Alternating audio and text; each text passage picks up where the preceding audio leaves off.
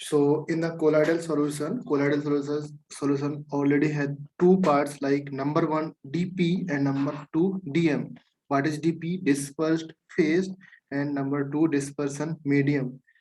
जैसे आपने true solution discuss किया है लाइक मोल कंसेप्ट में, और एक चैप्टर और आपका इंक्लूड होगा नेक्स्ट कमिंग चैप्टर्स में, that is called solution. Okay, तो उस सॉल्यूशन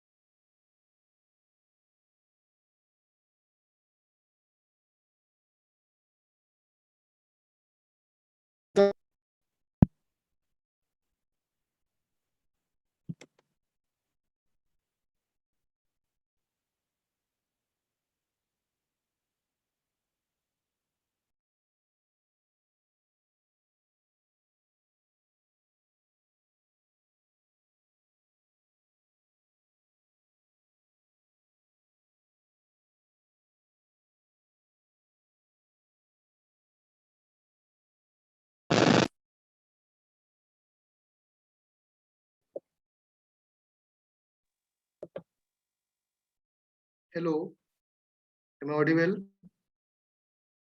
यस। ओके, और थोड़ा सा नेट कनेक्शन इशू हो गया इसलिए चला गया था ना।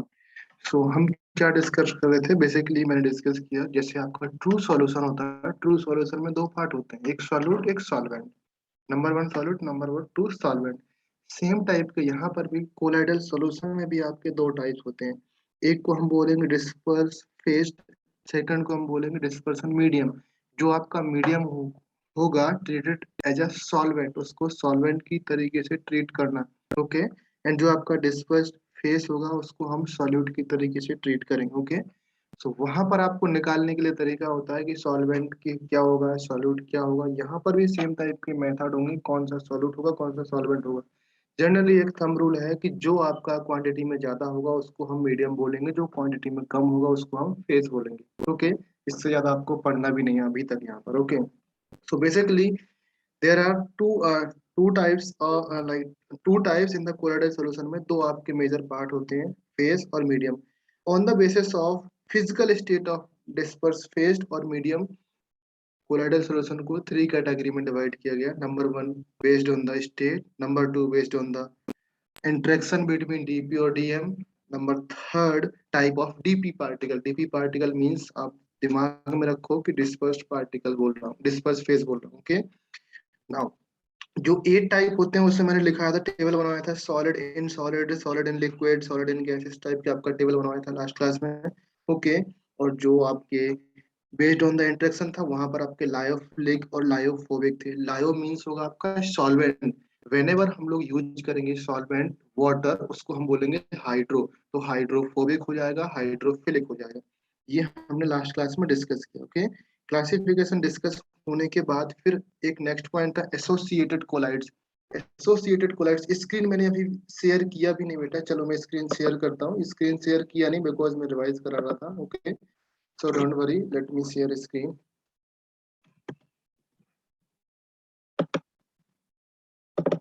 ओके, अभी स्क्रीन दिख रहा है हर्षदा? स्क्रीन शो हो रहा है all of you? Screen show हो रहा है या नहीं, ये सुनो। यस। ओके, सो अभी तक हमने डिस्कस किया था एसोसिएट कोलाइड्स। एसोसिएट कोलाइड्स में आपको आइडिया होना चाहिए, एसोसिएटेड कोलाइड्स में आपका मेजर पॉइंट था आपका मिशेल। मिशेल आइडिया है बेटा ऑल ऑफ यू? मिशेल क्या होता है? मिसल नहीं, मिसल पाव नहीं बोल रहा हूँ जो हम लोग खाते हैं। ओके, मिशेल होता है। मिशेल क्या किस तरीके से फॉर्म होता है? मिशेल जो फॉर्म होने का मेजर रीजन होता है कि एक सब्सटेंस होता है जिसमें नॉन पोलर और पोलर दोनों टाइप के हेड्स होते हैं। सॉरी, जो आपका नॉन पोलर पार्ट होगा उसको हम बोलेंगे टेल, जो आपका पोलर पार्ट होगा उसको हम बोलेंगे हेड।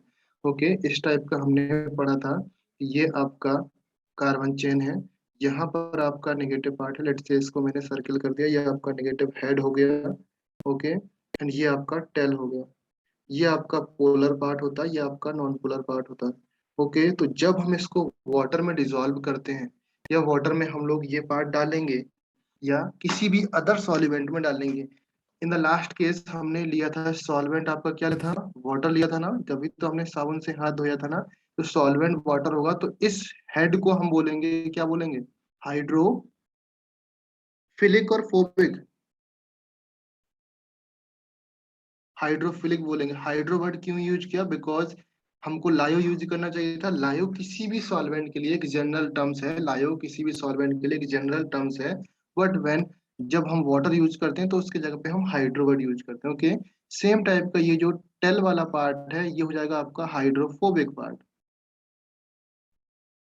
ओके, हाइड्रोफोबिक मीन्स ये आपका वाटर से हेट करेगा, और ये फिलिक वाला पार्ट वाटर से लव करेगा। Okay, so in that case जब हम इसको वाटर में डिसॉल्व करते हैं, तो ये वाला पोर्शन आपका कहाँ पर जाता है, वाटर के अंदर डिसॉल्व हो जाता है, वाटर के अंदर चल जाता है। ये टेल वाला पार्ट वाटर से बाहर रहना चाहता है।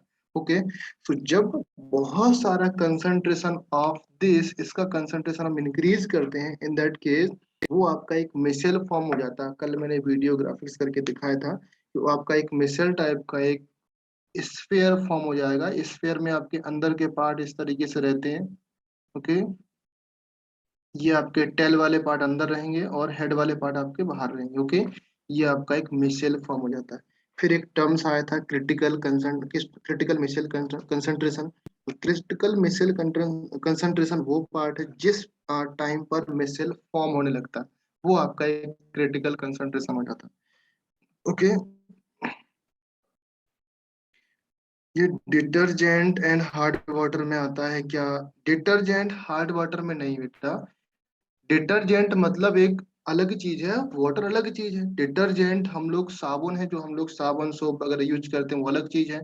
उसमें आपका C17H35 होगा। और जो हार्ड वाटर होता है, हार्ड वाटर आपका, हार्ड वाटर अगर ये हार्ड वाटर में ऐड करेंगे उस केस में तो ये मिशेल फॉर्म नहीं होगा, मतलब वहां पर तो ये रिएक्शन नहीं करेगा, आपके हाथ साफ होंगे ही नहीं। जो इसमें ड्रॉपलेट्स वगैरह होंगे वो कुछ कर नहीं पाएगा। समझ गए? तो नाउ फिर आपका एक टर्म्स था critic craft temperature. Craft temperature बेटा इसको याद कर लेना, ये जेई में पूछा गया, what is the craft temperature. और नीट में भी एक बार आया गया है। इसके ऊपर सिंपल सा पार्ट है, जस्ट लाइक जैसे आपने पढ़ा होगा क्रिटिकल टेम्परेचर। क्रिटिकल टेम्परेचर क्या होता है, एक सर्टेन टेम्परेचर होगा जिसके नीचे हम गैस को लिक्विफाइड नहीं कर सकते।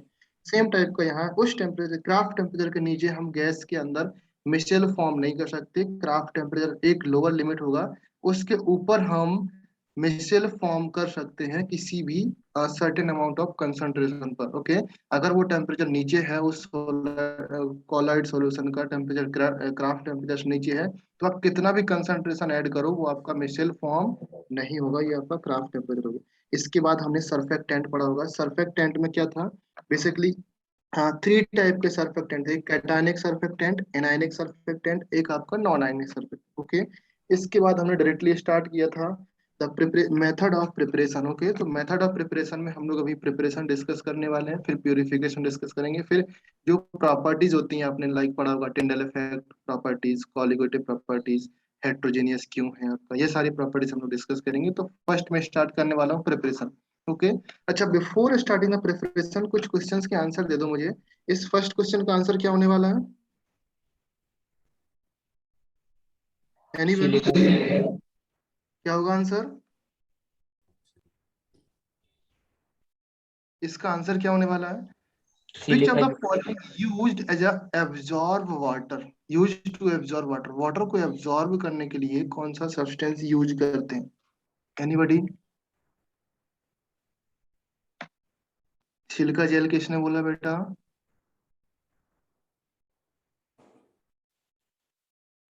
Yes sir. ओके, एब्जॉर्ब और एड्जॉर्ब में अभी तक अंतर नहीं समझ पाया?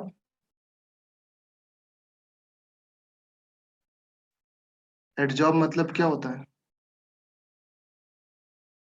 सरफेस पर सरफेस पर। और एब्जॉर्ब मतलब पूरा अंदर बल्क एब्जॉर्ब बल्क कर मटेरियल लेता है। के पूरे एब्जॉर्ब। तो जो आपका वाटर को एब्जॉर्ब करता है, कल मैंने लिखाया था वाटर को एज अ गैसियस फॉर्म में लिखाया था मैंने। दो कंडीशन होती हैं। नंबर वन कंडीशन क्या था, जो आपका एनहाइड्रस, एनहाइड्रस CaCl2 होता है, वो वाटर को क्या करता है, एब्जॉर्ब करता है। ओके, और जो आपका सिलिका जेल होता है वो क्या करता है, वाटर को एडजॉर्ब। एब्जॉर्ब कर। ओके, तो ये दोनों कंडीशन है, ये एब्जॉर्ब कर रहा है, ये एब्जॉर्ब कर रहा है, तो इसका आंसर क्या होने वाला, फर्स्ट और सेकंड या fourth? Fourth. Fourth one answer होगा, सिंपल है। अच्छा, इस सेकंड का आंसर बताओ। सेकंड का आंसर हीट एवॉल्व, मैं इसको इरेज कर रहा हूँ, हीट एवॉल्व यहाँ पर लिखो, heat evolve in the physical adsorption, कितना हीट एवॉल्व होता है, हीट कितनी एवॉल्व होती है बेटा, बोलो बोलो। अरे मैंने लिखाया था, भूल गया क्या इतनी जल्दी? Option one. Option one, very good. Option one heat adsorb होता है। नेक्स्ट क्वेश्चन बताओ, adsorb acetic acid on the activated carbon, activated carbon पर जो आपका एसिटिक एसिड एडजॉर्ब होता है वो क्या होता है, एडजॉर्बर, एब्जॉर्बर, एडजॉर्बेंट, एडजॉर्बेट, कौन सा ऑप्शन सही है? Adsorbate. Adsorbate, very good. Next question, a plot of X Y M versus log P, यहाँ पर इसका ग्राफ बन रहा है, ध्यान से देना। Okay, for the adsorption of gas on the solid that give a straight line with the slope that is equal to, slope कितना होता है, 1/n। Very good. Okay, next question है इसमें, the graph between X Y M versus log p plot in a straight line that inclined 45 degree with intercept 0.03, what will be the rate of adsorption at 0.4 ATM? क्या होना चाहिए इसका answer, बताओ जल्दी से, solve करो all of you. Slope given है आपके सामने, इंटरसेप्ट गिवन है 0.8, 8। Very good. Okay, 0.8 right answer है। देखो यहाँ पर किस तरीके से सॉल्व करते हैं, मैं बताता हूँ। आपके सामने स्लोप दिया, स्लोप क्या होता है बेटा, 1/n होता है ना 1/n। Slope, 1/n is equal to कितना है, 10, 45, और इसकी वैल्यू कितनी होती है, 1, तो यहाँ पर n की वैल्यू कितना है, 1। ये चीज समझ में आया सबको? जब n की वैल्यू 1 आया है, और आपको ये भी आइडिया है कि log k जो होता है दैट इज 0.30, ये आपका इंटरसेप्ट होता है, तो log k 0.30 किसकी वैल्यू होती है, 2 की वैल्यू होती है। log 2 की वैल्यू आपकी 0.3010 होता है, बट यहाँ पर ओनली 30 लिखा, तो आप समझो कि ये log 2 की वैल्यू लिखी हुई है। ओके, नाउ अभी आपके सामने फॉर्मूला होता है, फॉर्मूला क्या है, X Y M is equal to K P power 1/n। X Y M की वैल्यू यहाँ पर पुट करना, एक्स वाई एम आपको निकालना है 2, पी आपका 0.4 दिया है एंड यहाँ पर 1, तो जो रेट ऑफ एडजॉर्बेंट आया दैट इज 0.8। इस टाइप के क्वेश्चंस जेई और नीट में कंपलसरी आते हैं। नेक्स्ट क्वेश्चन बताओ, नेक्स्ट क्वेश्चन सॉल्व करो। यहाँ पर 1 gram of charcoal having surface area ये गिवन है चारकोल का, mixed with 100 ml of 0.1 m acetic acid solution, after few times concentration of the solution 0.49 रह जाता है, what will be the surface area occupied by the 1 mole of acetic acid? Surface area निकालना है 1 mole of acetic acid का। किसी को problem है तो बताओ, इरेज करूं मैं इसको?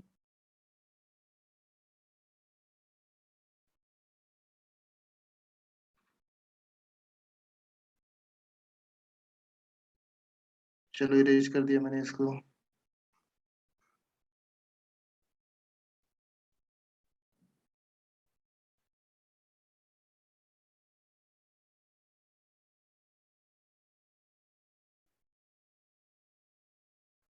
जल्दी सॉल्यूशन निकालो, इसका क्या आंसर आना चाहिए? 0.5 m कंसंट्रेशन दिया, 100 ml दिया इसका वॉल्यूम, क्या आंसर आना चाहिए?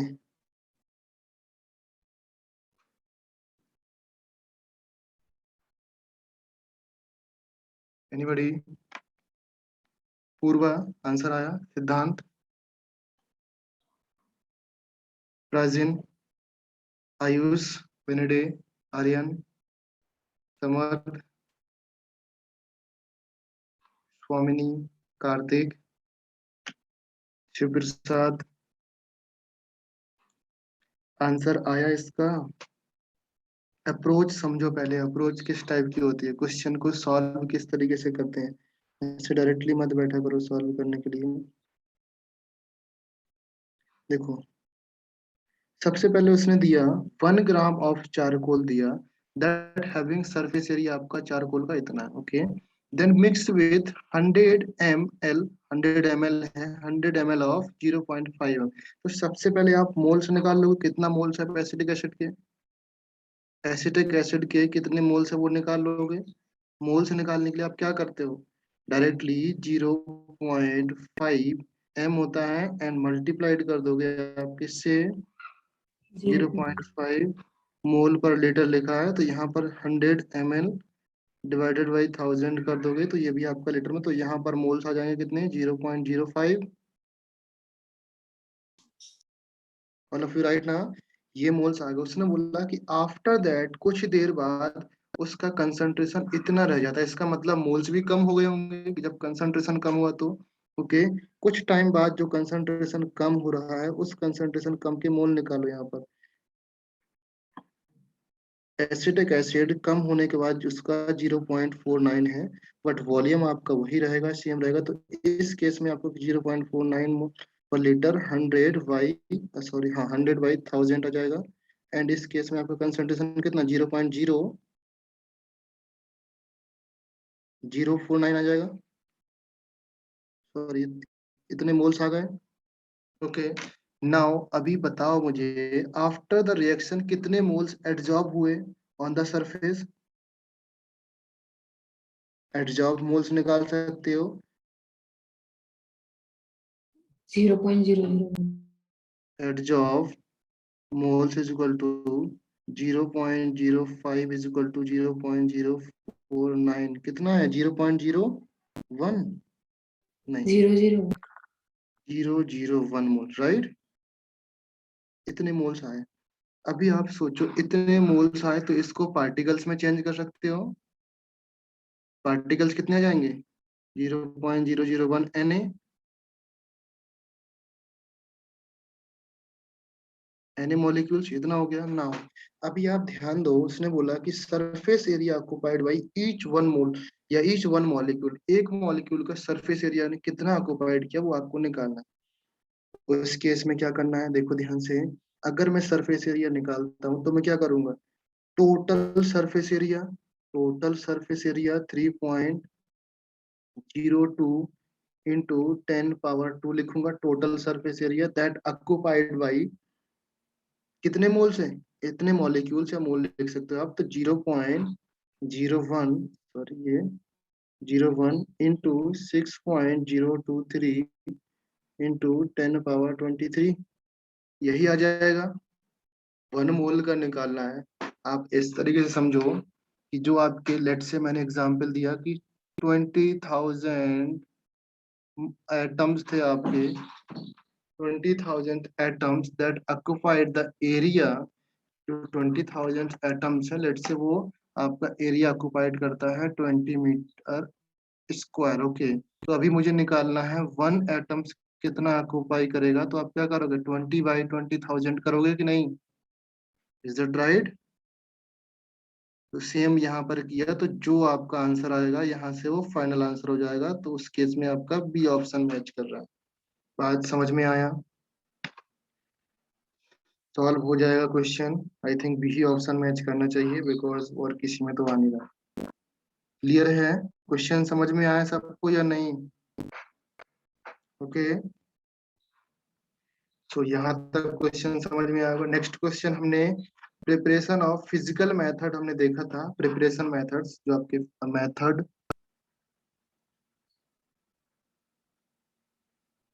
Of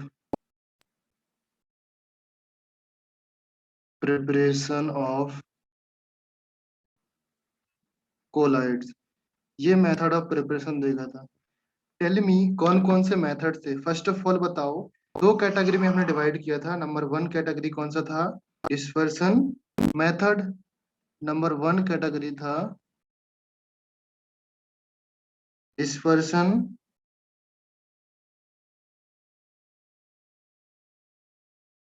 method. नंबर 2 कैटेगरी क्या था? अरे भाई कोई तो बताते जो। Condensation method. कंडेंसेशन, इसमें डिस्पर्सन मेथड। डिस्पर्सन मेथड में सबसे मोस्ट इम्पोर्टेंट वन जो मेथड थे, नंबर 1 आपका मैकेनिकल मेथड था, जो कि कोई भी जरूरत नहीं इसको पढ़ने का, सिंपल मेथड होता है। Number 2 that is most important method, that is called Bredig arc method और इलेक्ट्रो डिस्पर्सन मेथड। ओके, या ब्रेडिक आर्क मेथड। ओके, ये आपका मेथड होगा जो आपका इम्पोर्टेंट। नंबर 3 आपका आता है पेप्टाइजेशन, जो वेरी वेरी इंपॉर्टेंट है। Peptization, okay. इसमें इस कैटेगरी में आपके जो मेथड्स हैं, सबसे फर्स्ट वन आता है फिजिकल मेथड्स, और फिर आते हैं आपके केमिकल मेथड, जो कि आपके सिलेबस में ज्यादा कुछ है नहीं। फिजिकल मेथड में आपके एक आपका आता है एक्सेस ऑफ सॉल्वेंट, और फिर आता है कि आप एक्सेस ऑफ कूलिंग, आप सॉल्वेंट ऐड करते हो और एक्सेस ऑफ कूलिंग करने से। सेकंड आपके आते हैं इसमें ऑक्सीडेशन है, रिडक्शन है, डबल डिकम्पोजिशन है, हाइड्रोलिसिस, ये आपके पार्ट आते हैं। तो ये हमको डिस्कस करना है इन दैट कैटेगरी। ओके, तो फर्स्ट देखो मेथड ऑफ प्रिपरेशन में क्या है। सबसे पहले आपके लायोफिलिक सोल, जो prepared by the simply warming करके, हमने कल देखा था। फिर हमने ये देखा कि जो लायोफोबिक होते हैं उनको हम स्पेशल मेथड से प्रिपेयर करते हैं, स्पेशल कैटेगरी होती है। जो क्या स्पेशल कैटेगरी होती है वो इन दोनों पार्ट में डिवाइड की है। ये जो कैटेगरी है किसके साथ डिवाइड की है? लायोफोबिक के लिए, लायोफिलिक के लिए नहीं है। रिमेम्बर दैट, लायोफिलिक सिंपली हम लोग उसको वार्म करके सेक करके हम लोग बना सकते हैं, बट लायोफोबिक के लिए हमको डिफरेंट डिफरेंट कैटेगरी यूज करनी पड़ती है। उनमें से ये 3 कैटेगरी इंपॉर्टेंट है, ये कैटेगरी इंपॉर्टेंट नहीं है। ओके, ये तीनों कैटेगरी को आपको पढ़ना है, आपके एग्जाम में क्वेश्चन आते हैं। Number 1 mechanical dispersion. Mechanical dispersion में आपको क्या करना है? सिंपली जो आपके पार्टिकल्स होते हैं उनको ग्रेंड करते हैं, बहुत ही फाइन पार्टिकल्स बनाते हैं। फाइन पार्टिकल्स में बनाने के बाद फिर उसको हम डिस्पर्सन मीडियम में डालते हैं, फिर उसको सेक करते हैं, सिंपली वार्म करते हैं, तब आपका बनता है। तो बेसिकली यहाँ पर आपको एक्स्ट्रा काम करना पड़ रहा है लाइक ग्राइंडिंग करने का, तो हम उसको हम बोलेंगे मैकेनिकल डिस्पर्सन। बात समझ में आया all of you?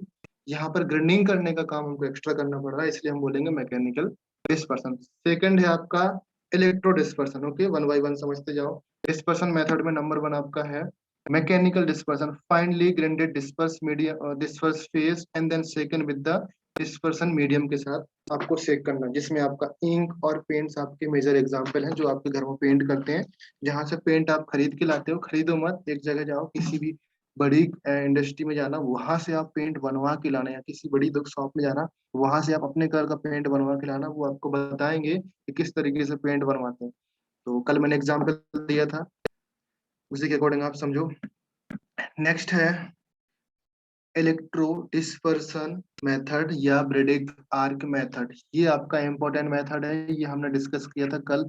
Electro dispersion method या ब्रेडिक आर्क मेथड क्या होता है? इसमें 2 इलेक्ट्रोड होते हैं, दोनों इलेक्ट्रोड को एक चेंबर में रखते हैं और उस चेंबर में आपको वाटर फिल कर देते हैं। यहाँ पर आपने वाटर फिल किया और यहाँ पर आपने आइस फिल किया। तो इन इलेक्ट्रोड पर या इन इलेक्ट्रोड पर या मेटल के इलेक्ट्रोड पर हमने करंट लगाया या हाई वोल्टेज की बैटरी से करंट डाला, तो क्या करते हैं? इसमें 2 मेथड होते हैं जो स्लाइटली डिफरेंशिएबल हैं, कि किसी किसी कोई कोई साइंटिस्ट यहाँ पर आपका मेटल पुट करता है, कोई साइंटिस्ट इसमें मेटल पुट नहीं करता। तो डिपेंड करता है कि आपको मेटल पुट करना है या नहीं करना है। मेटल पुट करोगे तो मेटल वेपराइज होगी। देखो, इतना टेम्परेचर इसमें हम लोग अप्लाई, सॉरी, इतना वोल्टेज अप्लाई करते हैं कि जो मेटल यहाँ पर यूज कर रहे हैं हम लोग, वो मेल्ट नहीं होती है, डायरेक्टली वेपराइज होती है। ओके, अगर मेटल नहीं होता है तो ये इलेक्ट्रोड जो आपके लगाए हुए हैं, ये इलेक्ट्रोड डायरेक्टली वेपराइज होने लगते हैं। तो वेपराइज होने के लिए यहाँ से कुछ पार्टिकल्स बाहर निकलेंगे, ओके, जैसे पार्टिकल्स बाहर निकलेंगे तो कुछ पार्टिकल्स आपस में मिल करके इस सरफेस के कांटेक्ट में आते हैं, तो यहाँ पर वो एक एग्रीगेट फॉर्म कर लेते हैं। ओके, जैसे फॉर एग्जांपल मैं एयू की बात कर रहा हूँ, तो एयू का पार्टिकल निकला यहाँ से, एयू का पार्टिकल निकलेगा तो इस पॉइंट पर बहुत सारे एयू के पार्टिकल्स आ करके एक साथ क्या कर लेंगे, बैठ जाएंगे, बिकॉज ये नीचे लगा हुआ है आइस। तो आइस बात के थ्रू ये क्या होता है, आपका ठंडा हो जाएगा और आपका ये सॉल्यूशन बन जाएगा। आपने गोल्ड सोल नाम सुना है, ऑल ऑफ यू? सोने का पानी नाम सुना है, गोल्ड सोल? अरे जो गले में चैन पहनते हैं ना हम लोग, उस चैन में आप लोग गोल्ड सोल करवाते हो ना, नाम सुना है एनीवन? अगर सुना है तो समझ में आएगा, अदरवाइज नहीं आएगा। तो टेल मी, आपने वो सुना है कभी या नहीं सुना? जो आप गले में चेन या कोई भी ऑर्नामेंट्स होते हैं, अगर मुझे उसके सोने की या गोल्ड की लेयर करवाना है किसी भी चीज में, लाइक हम लोग गोल्ड की चेन है आपका, या कुछ भी ऑर्नामेंट्स पहनते हैं, रिंग वगैरह पहनते हैं, तो क्या होता है, हम उसमें फर्स्ट ऑफ ऑल गोल्ड को सोल बनाते हैं। इस तरीके से हम उससे पेंट नहीं करते हैं, समझे? पेंट नहीं करते हैं हम, पहले गोल्ड सोल बनाते हैं, फिर इस सोल में हम वो चीज डिप कर देते हैं, फिर कुछ देर के लिए रख देते हैं। तो ठंडा होने के बाद हमारे पूरे उस सब्सटेंस में जिसमें हम गोल्ड का पानी या गोल्ड सोल करवाते हैं, वो आपका गोल्ड सोल हो जाता है। ओके, समझ गए? गोल्ड सोल इस तरीके से करते हैं। ये जो नॉन रिएक्टिव या लेस रिएक्टिव मेटल्स होती हैं, उन्हीं के लिए ये मेथड एप्लीकेबल है। ओके, नॉन रिएक्टिव और लेस रिएक्टिव मेटल्स के लिए ये बात आपको याद रखना है। एग्जाम में क्वेश्चन आता है कौन सी मेटल यूज होती है। ओके, नेक्स्ट ये हमने एग्जाम्पल देखा था, अगर आपको चाहिए तो मैं इसको वीडियो को प्ले कर सकता हूँ, इनकेस आपने कल देखा होगा। Okay, now next question, next आपका peptization. Peptization is very very important. Peptization क्या, पहले समझो पेप्टाइजेशन में लिखा क्या है, पहले वो देखो। लिखा है मैंने पेप्टाइजेशन में कि द प्रोसेस ऑफ कन्वर्टिंग, हम कोलाइडल सॉल्यूशन में कन्वर्ट कर रहे हैं, राइट? प्रेसिपिटेट को कोलाइडल सॉल्यूशन में कन्वर्ट कर रहे हैं। एक सेकंड रुको।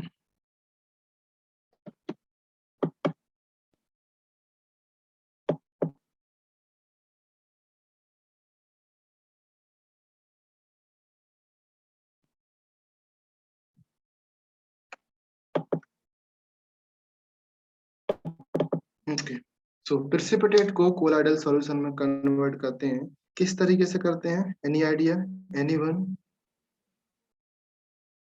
सामने लिखा है, देख लो एक बार, मैं बताता हूँ। उसमें लिखा, बीच में लैग इसलिए हो रहा बिकॉज नेट कनेक्शन।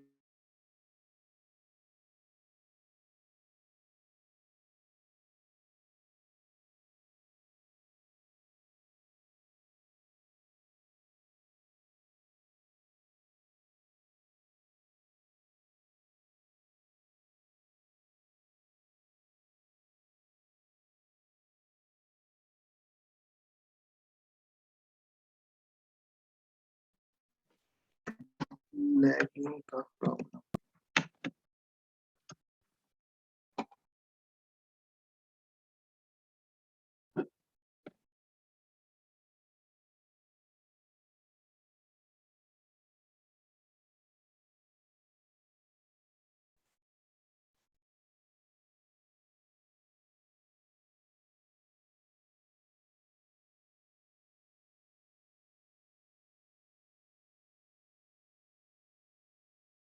लैग हुआ तो बताना आप लोगों के, बिकॉज नेट कनेक्शन थोड़ा सा अनस्टेबल है, इसलिए प्रॉब्लम आ रहा है। लैग होता तो you can tell me. Okay, Shanika Shiv Prasad, अगर अभी लैग होता है तो आप मुझे बताना। Okay, what is peptization? Peptization समझो, इसने बोला कि प्रेसिपिटेटेड, जो आपका प्रेसिपिटेशन होता है, प्रेसिपिटेट को हम कोलाइडल सॉल्यूशन में बनाते हैं। ओके, तो लिसन केयरफुली, जो आपका प्रेसिपिटेट होगा, जैसे फॉर एग्जांपल मैं एक एग्जांपल लेता हूँ, FeCl3 है, वाटर के साथ रिएक्शन करते हैं, आपका क्या बनेगा?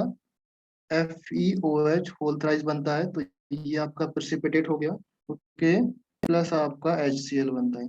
तो आप ध्यान दो, ये जो आपका प्रेसिपिटेट है, ये प्रेसिपिटेट को हम क्या करते हैं, एक मैंने लिया बीकर, ओके, और उस बीकर में मैंने ये FeOH होल ट्वाइस के पार्टिकल्स यहाँ पर डाल दिए।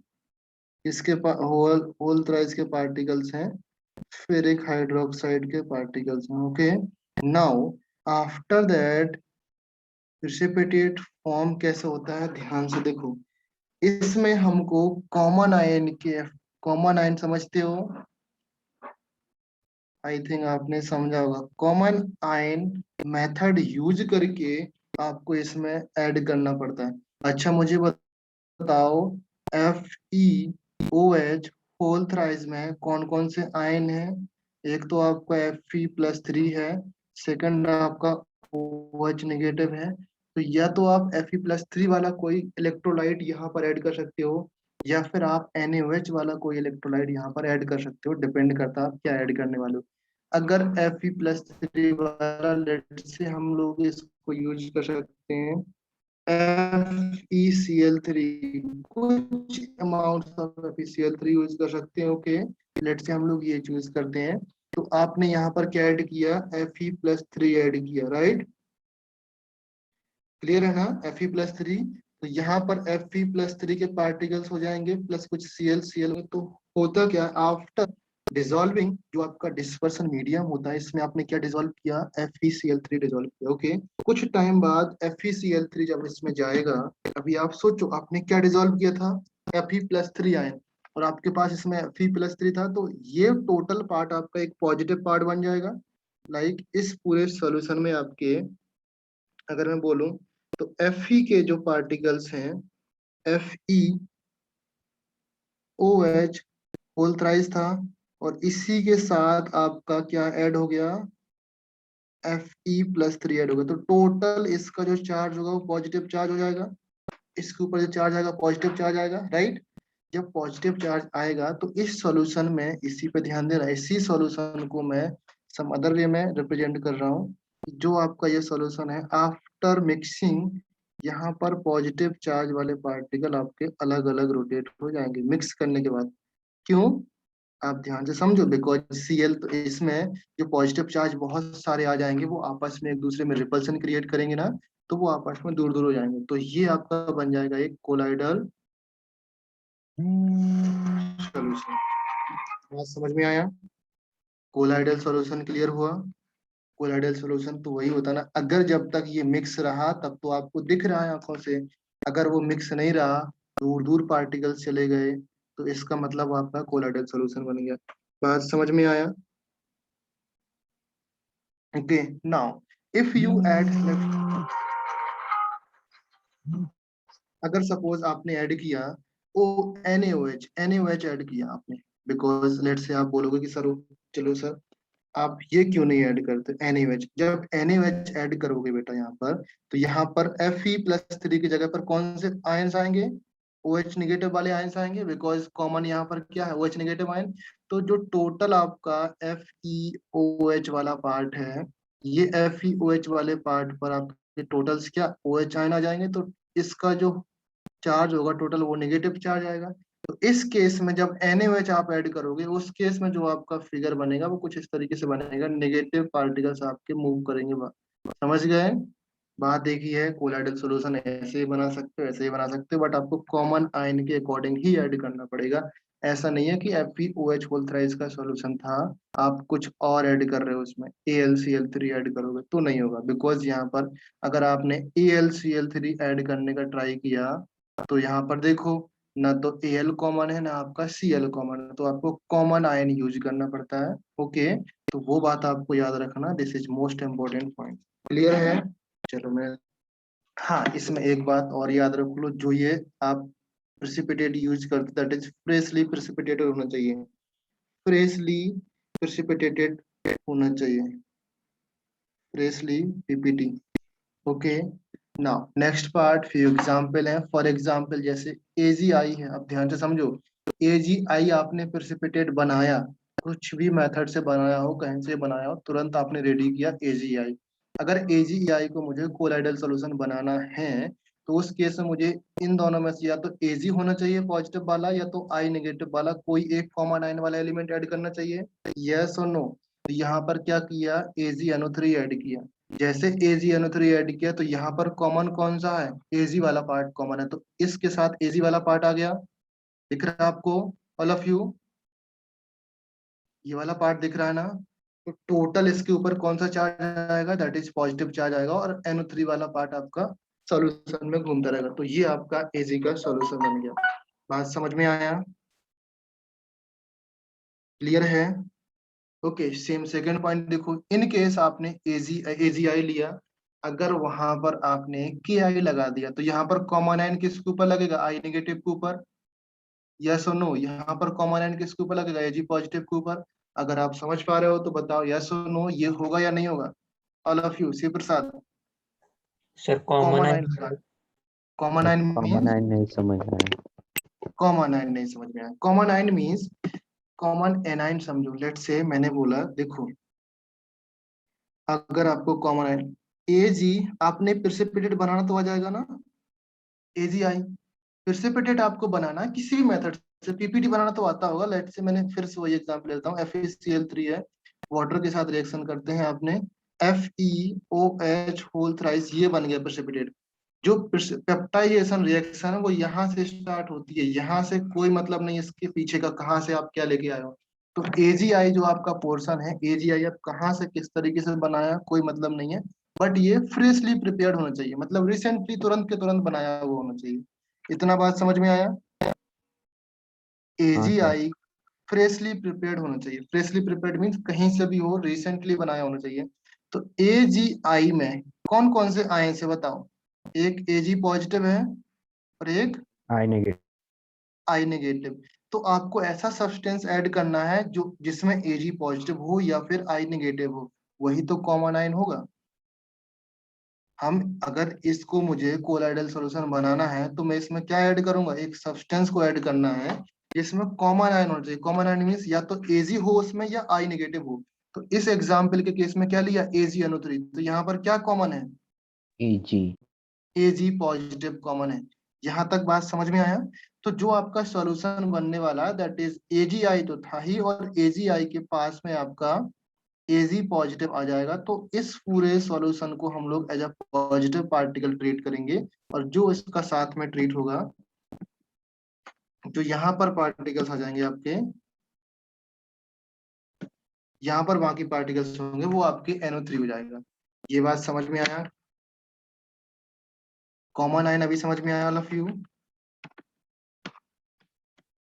रिजीत, हाँ सर। कॉमन आयन समझ में आया? ओके, तो इसके थ्रू जो आपका सॉल्यूशन बनेगा इसको हम बोलेंगे AgI का कोलाइडल सॉल्यूशन। ओके, अगर सेम आपको कॉमन आयन आपने Ag नहीं यूज करना है, आपको क्या यूज करना है, I नेगेटिव, तो I नेगेटिव वाला आपको लेके आना चाहिए। उस केस में क्या यूज किया उसने, Ki यूज किया। बात समझे? यहाँ पर कॉमन क्या है, K कॉमन है क्या, K कॉमन है क्या इस केस में? आई। I नेगेटिव कॉमन है, तो I नेगेटिव कॉमन के केस में आपका क्या बनेगा, I नेगेटिव साइड में आ जाएगा, कि आपका बाहर निकल जाएगा। ये बात समझ में आया? ये आपका पेप्टाइजेशन का एग्जाम्पल है। क्लियर? ये बात समझे कि नहीं? सेम आप सेकंड में देखो, सेकंड एग्जाम्पल देखो, थर्ड एग्जाम्पल FeOH बोलता है, ये आपने बनाया था। बस एक कंडीशन याद रखना है, मैंने क्या बोला था, फ्रेशली प्रिपेयर्ड होना चाहिए सारी चीजें। ओके, ऐसा नहीं बहुत पुराना रखा हुआ उसमें आप बनाओगे तो रिएक्शन हो सकता है ना भी हो। ओके, सो FeOH होल थ्राइस आपने बनाया, और उसमें आपने क्या ऐड किया, FeCl3 ऐड किया, तो ये आपका बन जाएगा जो मैंने लास्ट एग्जाम्पल दिया था इस पेज में। बात समझ में आया? ये बनेगा कि नहीं बनेगा? ये FeOH होल थ्राइस Fe+3 बनेगा, यस और no? Yes sir. Okay, same यहाँ पर अगर मुझे कॉमन आयन लगाना है OH के केस में, तो मैंने NaOH ऐड किया, तो ये आपका OH होल थ्राइस और OH, ये आपका पूरा नेगेटिव वाला कोलाइडल सॉल्यूशन बनेगा। ये आपका पॉजिटिव एडजॉर्प्शन हुआ, ये आपका नेगेटिव एडजॉर्प्शन। बात समझ में आया? उसमें लिखा है this process of peptization thus involve the adsorption of suitable ion supplied by the electrolyte added, particularly a common ion होना चाहिए। ये बात समझ में आया? पर्टिकुलरली कॉमन आयन होना चाहिए। Is it clear? सबको समझ में आया? पेप्टाइजेशन क्या होता है, पेप्टाइजेशन में आपको कॉमन आयन ऐड करना पड़ता, ऐसा भी नहीं कि आपने बहुत सारा ऐड करते हैं, सम अमाउंट ऑफ ऐड करते हैं, कुछ ही पार्टिकल्स या कुछ भी हम लोग यहाँ पर अमाउंट डालते हैं। इसमें जितना इसका अमाउंट होता है उसका 10% 20% ही समझो या उससे कम ही समझो। क्लियर है? Shall be move to next part. I think बताओ ये समझ में आया कि नहीं? चलो नेक्स्ट होता है कंडेंसेशन मेथड। ये आपके सिलेबस में नहीं है बट फिर भी पढ़ लो। कंडेंसेशन मेथड में आपका एक आपका केमिकल मेथड है, एक आपका फिजिकल मेथड है। केमिकल मेथड और फिजिकल मेथड में थोड़ा सा डिफरेंसेस है, डिफरेंस चलो समझते हैं। ओके, हम बात कर रहे हैं ये फिजिकल मेथड लिखा हुआ यहाँ पर और ये केमिकल मेथड लिखा हुआ यहाँ पर। ओके, तो फर्स्ट मैं केमिकल मेथड डिस्कस करने वाला हूँ। ओके, जिसमें कुछ रिएक्शन होंगी। तो फर्स्ट केमिकल मेथड में क्या रिएक्शन है? नंबर वन आपका decomposition reaction, right? Anybody knows what is the decomposition reaction? कोई बताएगा decomposition reaction क्या होगा या किस तरीके से होता है?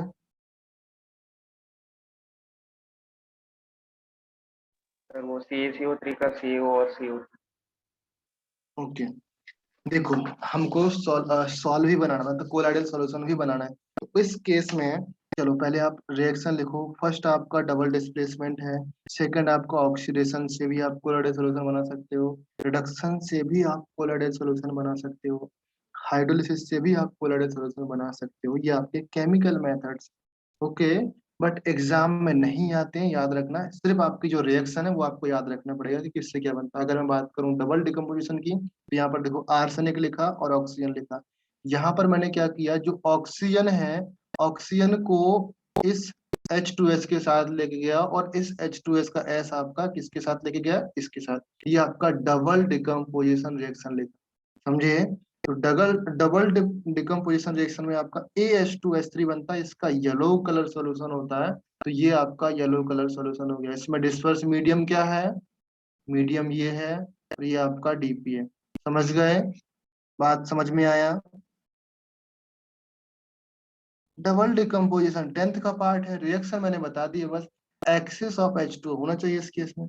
सेकंड देखो, H2S का रिएक्शन अगर मैं SO2 के साथ करता हूं तो वाटर बनता है प्लस सल्फर सोल बनता है। सल्फर सोल बनेगा आपका, sulphur sol in water, solid in liquid, solid in liquid, solid in liquid. Solid in liquid को क्या बोलते हैं?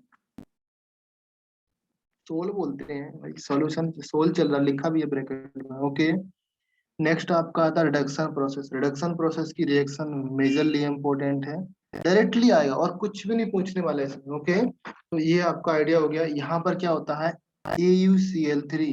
AuCl3 आपका बहुत ही मुश्किल से बनने वाला कंपाउंड होता है, तो इसकी टेंडेंसी रहती है खुद को रिड्यूस कर, ये आपका रिड्यूस हो जाता है। ओके, रिड्यूस हो जाएगा तो AuCl3 आपका किस में चल जाएगा? Au में चल जाएगा। तो यहाँ पर इसकी ऑक्सीडेशन स्टेट आई थिंक +1 होगी और यहाँ पर इसकी ऑक्सीडेशन स्टेट +1, सॉरी +3 होगी। यहाँ पर इसकी ऑक्सीडेशन स्टेट 0 होगी। ओके, तो ये इसमें रिड्यूस हो गया। आई थिंक ऑक्सीडेशन रिडक्शन आता होगा तो ये आप कर पाओगे, अदरवाइज नहीं कर पाओगे। FeCl3 FeOH होल थ्राइस बनाया, ये भी आपका एक सोल बन गया। बात समझ में आया? ओके, नेक्स्ट आपके आते हैं फिजिकल मेथड। फिजिकल मेथड में आपका फर्स्ट है बाय एक्सचेंज ऑफ सॉल्वेंट। इसमें क्या करते हैं? एक ट्रू सॉल्यूशन लेते हैं। ट्रू सॉल्यूशन लिया, उस ट्रू सॉल्यूशन को एक्सेस ऑफ सॉल्वेंट के साथ, एक्सेस ऑफ सॉल्वेंट के साथ कोई ऐसा सॉल्वेंट लेते हैं, उसके साथ मिक्स करते हैं। कोई ऐसा सॉल्वेंट लेना है जिसमें आपका सॉल्यूट इनसॉल्युबल हो। इस पार्ट का आपका क्या होना चाहिए? सॉल्यूट इनसॉल्युबल होना चाहिए। इसमें आपके दो पार्ट होते हैं, एक आपका सॉल्यूट होगा, एक आपका सॉल्वेंट होगा। तो सॉल्वेंट आपको इस तरीके से चूज करना है कि जो आपके सॉल्यूट होंगे वो आपको क्या होना चाहिए? इनसॉल्युबल और सॉल्वेंट सॉल्युबल होना चाहिए। ओके, तो इस टाइप के सॉल्यूशन को हम बना सकते हैं by the exchange of solvent. Okay, second part है इसमें। सेकंड पार्ट, अच्छा इसका एग्जांपल भी लिखो। इसका एग्जांपल क्या होना चाहिए? एग्जांपल जैसे हम बोले, एग्जांपल सल्फर लिया मैंने, सल्फर इन अल्कोहल, सल्फर और अल्कोहल की मिक्सचर को मैं वाटर के साथ ऐड करता हूँ तो सल्फर आपका वाटर में इनसॉल्युबल होगा। ओके, तो ये इस टाइप के सॉल्यूशन को हम लोग चूज करते हैं। ओके, डोंट वरी, पूरा का पूरा नोट्स आपको प्रोवाइड हो जाएगा। अब बात बस इमोशंस को समझते जाओ। ये आपका हमने क्या लिया, सल्फर और अल्कोहल के मिक्सचर को लिया और इसको हमने वाटर में हमने ऐड किया। वाटर ऐसा सॉल्वेंट है जिसमें सोल्यूट ये आपका इनसॉल्युबल है। ओके, तो इस टाइप के जो सॉल्यूशन को बना उसको हम फिजिकल मेथड से बना सकते हैं। बात समझ में आए, ये भी एक टाइप का कोलाइडल सॉल्यूशन। ओके, नेक्स्ट है आपका एक्सेसिव कूलिंग। जब किसी भी सॉल्वेंट को, जैसे फॉर एग्जांपल अगर हम बात करूं सर्टेन सब्सटेंसेस है, उसको एक्सेसिव कूल करते हैं, कंडेंस करते हैं। ओके, तो कुछ पार्टिकल्स के साइज, फॉर एग्जांपल पार्टिकल्स की साइज है तो पार्टिकल की साइज में आपका चेंज होने लगता है। पार्टिकल की साइज में चेंज होने लगता है। फॉर एग्जांपल अगर बात करूं मॉलिक्यूल्स ऑफ सर्टेन सब्सटेंस लेते हैं, टुगेदर उनको हम लोग कंडेंस करते हैं तो पार्टिकल की साइज चेंज होगी। पार्टिकल की साइज चेंज होने का पर्पज ये है, फॉर एग्जांपल अगर हम बात करें एक ऑर्गेनिक सॉल्वेंट है, ऑर्गेनिक सॉल्वेंट है लाइक ऑर्गेनिक सॉल्वेंट, इसका एक एग्जांपल अच्छा वाला कर देते हैं, आइस वाला। Okay, colloidal solution of ice in organic solvent like ether। और क्लोरोफॉर्म का फॉर्मूला क्या होता है, बोलो, क्लोरोफॉर्म का फॉर्मूला क्या होगा, क्लोरोफॉर्म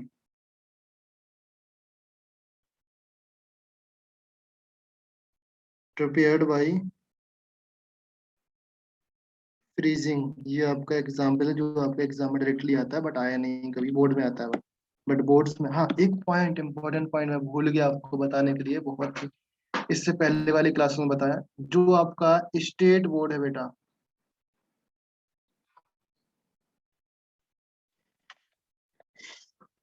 थोड़ा सा ध्यान से देखो हर्षदा, फॉर्मूला थोड़ा सा गड़बड़ है। स्टेट बोर्ड है आपका, ध्यान से देखो बेटा मैं क्या बोल रहा हूँ, स्टेट बोर्ड की बात कर रहा हूँ। स्टेट बोर्ड में, आपके स्टेट बोर्ड में जो ये चैप्टर है, ये चैप्टर 11th में ही इंक्लूडेड है, 12th में नहीं है। इसका मतलब ये चैप्टर आपके बोर्ड्स में नहीं आने वाला। ओके, और जो आपका सीबीएसई वाले अगर कोई स्टूडेंट है यहाँ पर, तो सीबीएसई में ये 12th में आता है।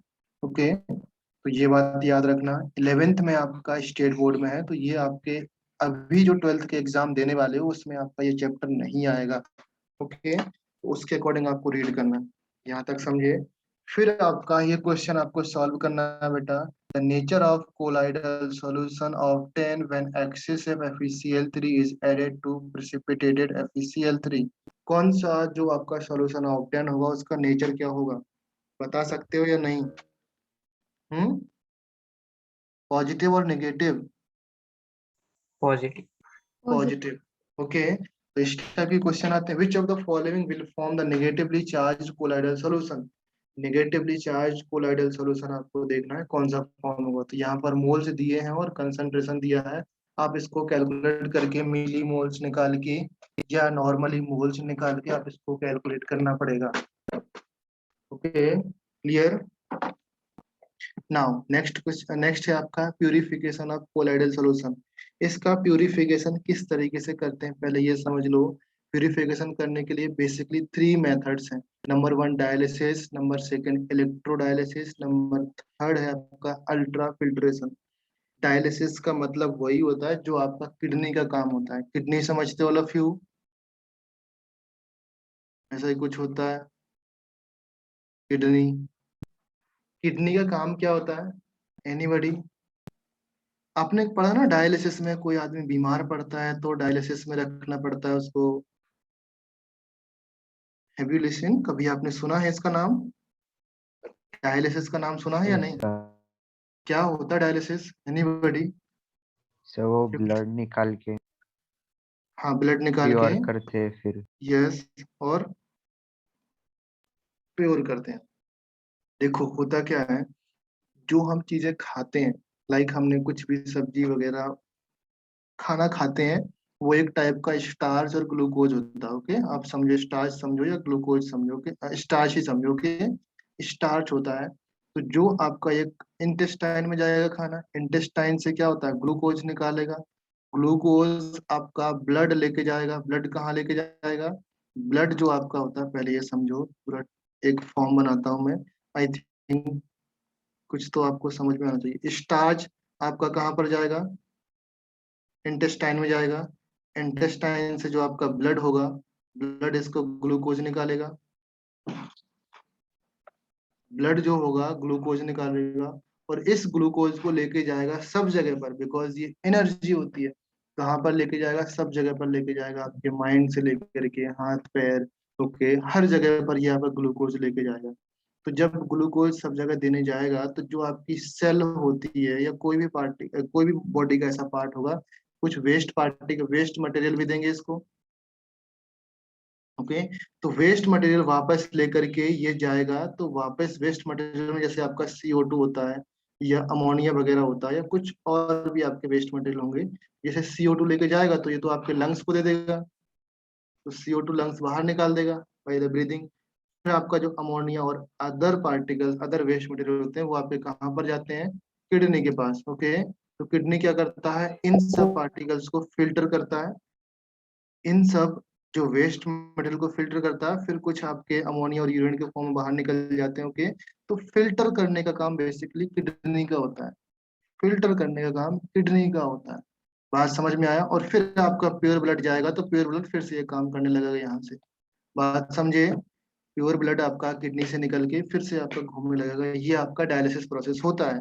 फॉर एग्जाम्पल, आपका कोई पेशेंट होता है, तो वो क्या करता है कि उसकी किडनी फेल हो जाती है, किडनी काम नहीं करती, तो क्या करना पड़ता है, बॉडी, आदमी लेटा रहता है इस तरीके से, यहाँ से कहीं से आपने निकाला, ब्लड निकाला, इधर पे डायलिसिस लगा हुआ है, तो वो ब्लड निकाल के इसको प्योर करेगा, यहाँ पर इम्प्योर चीजें बाहर निकालेगा। इस प्योर ब्लड को फिर आप किसी भी दूसरे वेन के थ्रू, या लेट से इस वाले हाथ में लगा देते हैं, इसके थ्रू कहाँ पर जाता है, फिर इसके बॉडी के अंदर जाता है। मीन्स आपने एक जो आर्टिफिशियल किडनी है बाहर प्लांट कर दी है, इसके बॉडी से निकाल करके आपने बाहर प्लांट कर दी।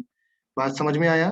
तो ये होता है डायलिसिस। सेम प्रोसेस आपको यहाँ पर फॉलो करनी पड़ती है, प्रिंसिपल सेम रहता है। ओके, तो डायलिसिस का काम क्या है, नंबर 1 देखो, डायलिसिस है आपका the process of separating the particles of colloids from those crystalloid by means of diffusion through the suitable membrane is called dialysis. एक आपका मेम्ब्रेन होता है, ओके, उस मेम्ब्रेन के थ्रू पार्टिकल्स को अलग कर लेगा विद द मीडियम। ओके, यहाँ पर क्रिस्टलॉइड अलग है, क्रिस्टलॉइड को हम लोग नॉर्मली कोलाइडल सॉल्यूशन बोल सकते हैं। Okay, bye means of diffusion, एक डिफ्यूजन से पार्टिकल्स को आपको अलग कर लेगा। इस तरीके से अलग करेगा।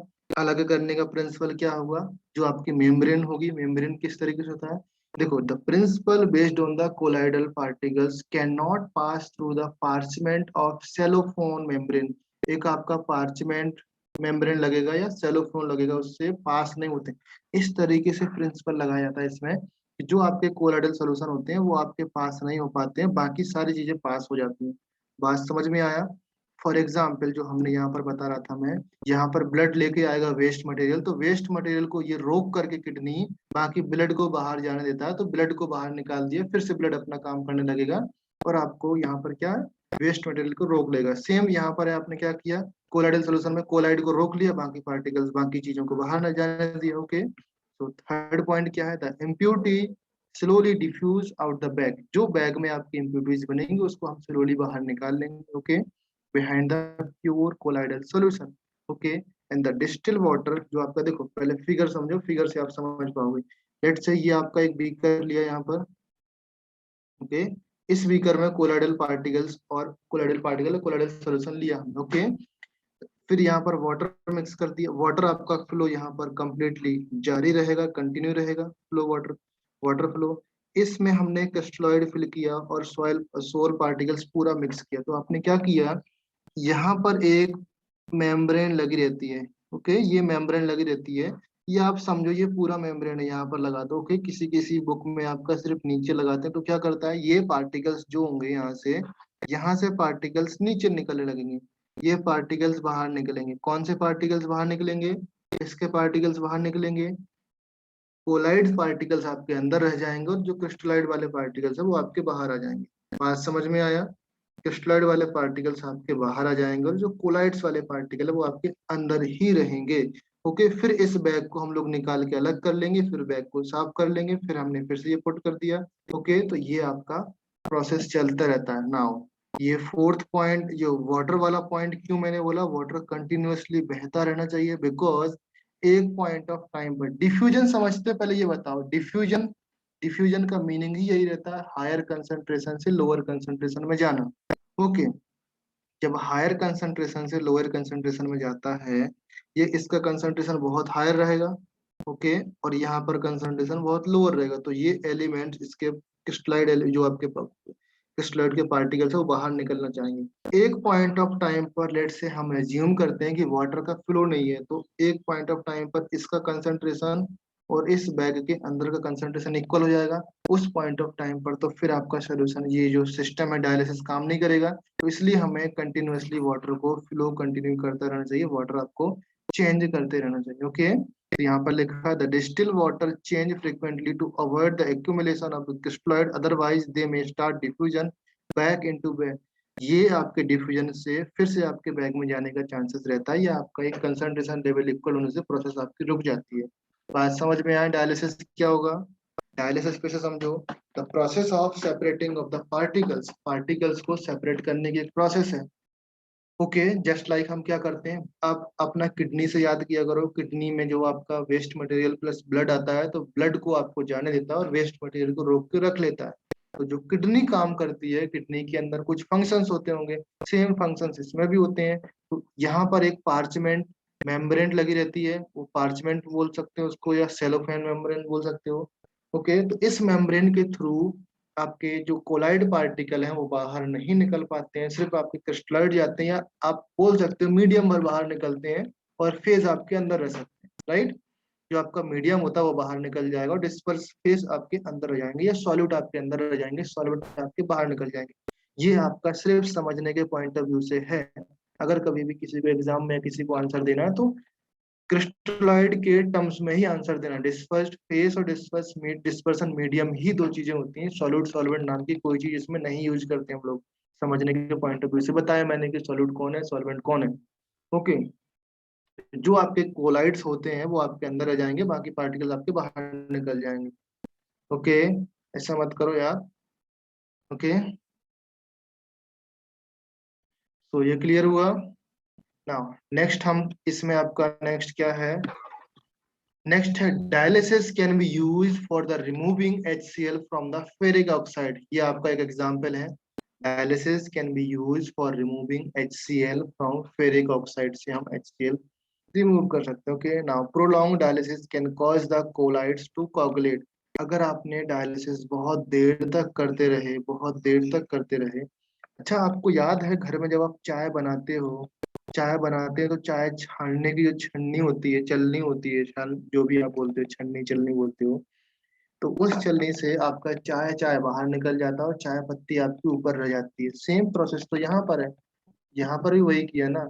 ये आपके यहाँ से हम चाय पुटअप करते रहते हैं और चाय चाय यहाँ पर भर जाती है, जिससे हम इसको अलग कर लेते हैं, और चाय पत्ती आपकी यहाँ पर रहती है जिसको हम बार बार अलग करते रहते हैं। ओके, चाय से भी आप याद कर सकते हो। तो यहाँ पर क्या लिखा, prolong dialysis can cause the colloid to coagulate. ज्यादा देर तक डायलिसिस करने पर कोगुलेशन का मतलब क्या होता है, वो आपके पार्टिकल्स उसमें घुल के जाने लगेंगे। हम बताएंगे कोगुलेशन का मतलब क्या होता है। ओके, आगे तो नेक्स्ट आपका इलेक्ट्रोडायलिसिस। इलेक्ट्रोडायलिसिस क्या है? Electrodialysis the process of dialysis that can be made faster by applying electric field. If dissolved substance, the impure colloidal solutions is only an electrolyte. अगर उसमें इलेक्ट्रोलाइट है, जो आपका सॉल्यूशन कोलाइड सॉल्यूशन में electrolyte है, means positive और negative charge present है उसमें, तो आप क्या करोगे, इलेक्ट्रिक फील्ड लगा करके उसको बहुत ही फास्ट तरीके से कर सकते हो। यहाँ पर क्या किया मैंने, यहाँ पर देखो इलेक्ट्रिक फील्ड लगाया, एक तरफ पॉजिटिव लगा दिया, एक तरफ नेगेटिव लगा दिया। ओके, तो अगर इस सॉल्यूशन में आपके क्या है, इलेक्ट्रोलाइट डाला, इलेक्ट्रोलाइट का मतलब होता है एक पॉजिटिव चार्ज पार्टिकल एक नेगेटिव चार्ज पार्टिकल इसमें प्रेजेंट है, तो क्या करेंगे, नेगेटिव वाले पार्टिकल पॉजिटिव साइड जाएंगे और पॉजिटिव वाले पार्टिकल नेगेटिव साइड अट्रैक्ट हो जाएंगे।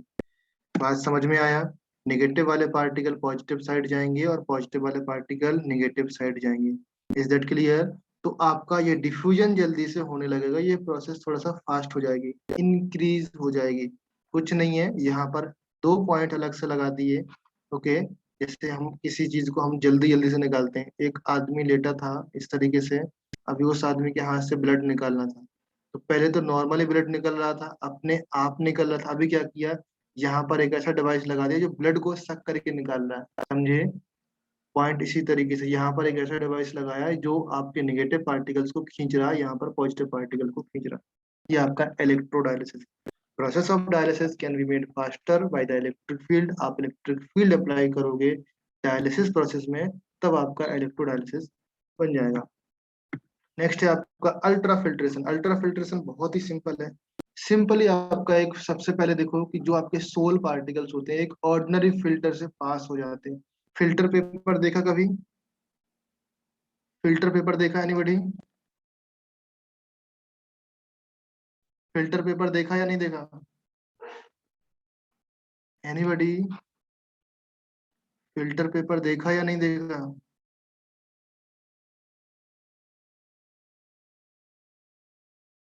समर्थ, रुद्र, भार्गव, सतेज, फिल्टर पेपर देखा है? स्वामिनी, Yes. विश्वराज, यस और नो, देखा कि Yes, नहीं? sir. ओके, तो जो फिल्टर पेपर होते हैं उस फिल्टर Right. पेपर से जो कोलाइड्स के पार्ट नहीं देखा, मैं बताता हूँ सिंपल, ये आपका फिल्टर पेपर होता है। आपका जो नॉर्मल पेपर है उसी को आप फिल्टर पेपर एज्यूम करो, ये आपका फिल्टर पेपर है। इसमें मैंने कोलाइडल सॉल्यूशन डाला, तो इस कोलाइडल सॉल्यूशन से जो आपके कोलाइड्स होंगे वो पास कर जाते हैं, मींस फिल्टर पेपर में कुछ होल होते हैं, जिन होल से वो आपके कोलाइड्स पार्टिकल क्या कर जाएंगे, पास कर जाएंगे या बाहर निकल जाएंगे। ऐसे समझो जो चाय छानने वाली छन्नी है, चाय छानने वाली आपकी छलनी है, अगर उसमें होल थोड़ा सा बड़े बड़े कर दिए मैंने, ओके, होल थोड़ा बड़े बड़े कर दिए, उस केस पर क्या होगा, उस केस में आपकी जो चाय है प्लस चाय पत्ती के साथ अंदर जल्दी चली जाएगी। ओके, इन केस अगर किसी मीन्स से हम वो होल्स आपके छोटे कर देते हैं, तो आपके जो पार्टिकल्स है वो पास नहीं कर पाएंगे। सेम यहाँ पर है, जो सोल पार्टिकल है that directly pass through the ordinary filter paper, जो आपका नॉर्मल और ऑर्डिनरी फिल्टर पेपर होता है उससे पास कर जाते हैं। तो आप क्या करते हो, एक अल्ट्रा फिल्ट्रेशन, एक अल्ट्रा फिल्टर पेपर बनाते हो। उसको कैसे बनाते हैं, if the pore of the ordinary particles paper are made smaller by soaking, ये पॉइंट याद रखना, by soaking the filter paper in a solution of gelatin, colloidal gelatin और collodion। ओके, इसमें आपको सोक करना है। सोक करने के बाद क्या होता है, वो आपके पार्टिकल्स जो आपके होल्स हैं वो बहुत ही स्मॉल हो जाएंगे। जब स्मॉल हो जाएंगे होल, तो फिर आपका कोलाइडल सॉल्यूशन उससे पास नहीं हो पाएगा। बात समझ में आया? एक नॉर्मल पेपर था, नॉर्मल पेपर में पहले बड़े बड़े होल थे आपके, आफ्टर सोकिंग और प्रोसेस के बाद क्या होता है, उसी पेपर को हमने क्या किया, कुछ छोटे छोटे से होल कर दिए, अभी उससे आपका कोलाइडल सॉल्यूशन पास नहीं होता है, तो इस प्रोसेस को बोलते हैं अल्ट्रा फिल्ट्रेशन। बात समझ में आया? बहुत ही सिंपल है। Such filter paper is known as ultra filter. जो पेपर होते हैं उनको अल्ट्रा फिल्टर बोलेंगे और इस प्रोसेस को हम बोलेंगे ultra filtration process. Is it clear? Okay, now colloidal, जो कोलाइडियन होगा is the 4% of solution of nitrocellulose in mixture of alcohol. जो आप बनाते हो इसमें, इसके लिए जो आपका कोलाइडियन यूज करते हैं, it is only 4% of the nitrocellulose in mixture of colloidal. सिर्फ इतना ही होना चाहिए। बात समझ गए यहाँ तक? चलिए, नेक्स्ट है आपका properties of colloidal solution. Colloidal solution की कौन कौन सी प्रॉपर्टीज होती है? अच्छा, आपने सबसे फर्स्ट लेक्चर में कोलाइडल सॉल्यूशन की प्रॉपर्टीज देखी थी, कौन कौन सी प्रॉपर्टीज थी, कोई बताओगे? फर्स्ट लेक्चर में देखा था, कौन कौन सी प्रॉपर्टीज थी, एनीबॉडी?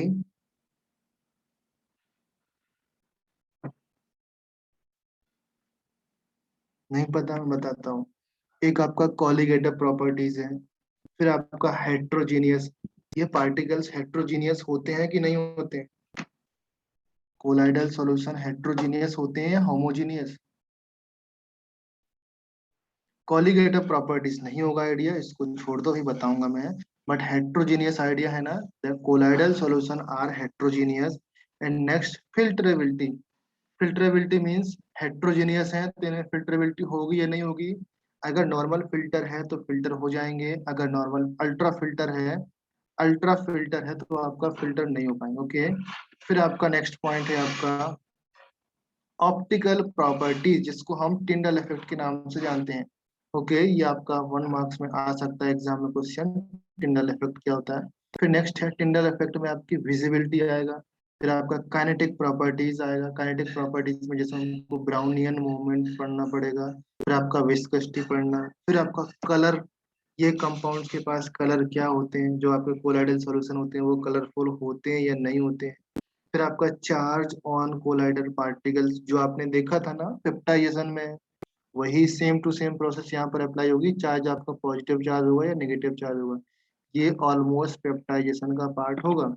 फिर नेक्स्ट है आपका electrophoresis, electroosmosis, and last one that is called coagulation और पेप्टाइजेशन। ये प्रॉपर्टीज आपकी मेजरली इंपॉर्टेंट है। जो रेड कलर में लिखा है यहाँ पर सारे के सारे इंपॉर्टेंट है, जो ब्लैक कलर में है वो थोड़ा सा कम इंपॉर्टेंट है।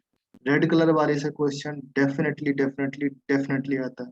ओके, नाउ मैं स्टार्ट करता हूँ one by one properties. That is number one colligative properties. Colligative properties में क्या होता है आप समझो। अगर सोचो कॉलीगेटिव प्रॉपर्टीज में एक आपका 1 मीटर क्यूब का एक क्यूब है, 1 मीटर क्यूब, इसमें आपके कौन कौन से बहुत छोटे छोटे पार्टिकल इसमें फिल्ड है। ओके, नाउ अगर मैं बोलूं इसकी पार्टिकल्स, ये आपका कौन सा है, ट्रू सॉल्यूशन है। चलो लेते हैं true solution. Okay, now next case में कोलाइडल सॉल्यूशन में क्या होता है बेटा, थोड़े से पार्टिकल के साइज बड़े होते हैं, राइट। ये आपका क्या है, कोलाइडल सॉल्यूशन। जो आपका ट्रू सॉल्यूशन होता है, ट्रू सॉल्यूशन में आपकी जो कॉलीगेटिव प्रॉपर्टीज होती है, वो कॉलीगेटिव प्रॉपर्टीज के सारे पार्ट्स आपके फॉलो किए जाते हैं। लाइक कॉलीगेटिव प्रॉपर्टीज क्या होती है पहले ये समझो।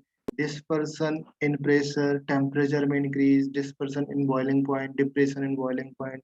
ओके, तो बॉइलिंग पॉइंट हो गया, मेल्टिंग पॉइंट हो गया, प्रेशर हो गया, ये सारी चीजें कॉलीगेटिव प्रॉपर्टीज में आती हैं। तो इसके लिए एक चैप्टर है दैट इज कॉल्ड सॉल्यूशन। तो उस चैप्टर में हम लोग ये सारी चीजें पढ़ेंगे, बट वो चैप्टर ओनली वैलिड होगा फॉर कॉलीगेटिव प्रॉपर्टीज के लिए या ट्रू सॉल्यूशन के लिए। Okay, now in that case अगर मैं बोलूं यहाँ पर नंबर ऑफ मोल्स ज्यादा होंगे या नहीं होंगे, बोलो। यहाँ पर साइज छोटा है, साइज डिक्रीज, इसका मतलब नंबर ऑफ मोल्स क्या हो जाएंगे, ज्यादा होंगे। इंक्रीज हो ओके, यहाँ पर आपकी साइज थोड़ा सा इंक्रीज हुआ तो नंबर ऑफ मोल्स आपके क्या हो जाएंगे, कम होंगे। यस, मोल्स आपके डिक्रीज। तो इस केस में मोल्स डिक्रीज होंगे तो आपके सारे के सारे कॉलीगेटिव प्रॉपर्टीज भी डिक्रीज हो जाएंगे। बात समझ गए, इससे क्वेश्चंस नहीं आएगा। ओके, बिकॉज ये जो कोलाइडल सॉल्यूशन होते हैं ना, कॉलीगेटिव प्रॉपर्टीज फॉलो नहीं करते हैं।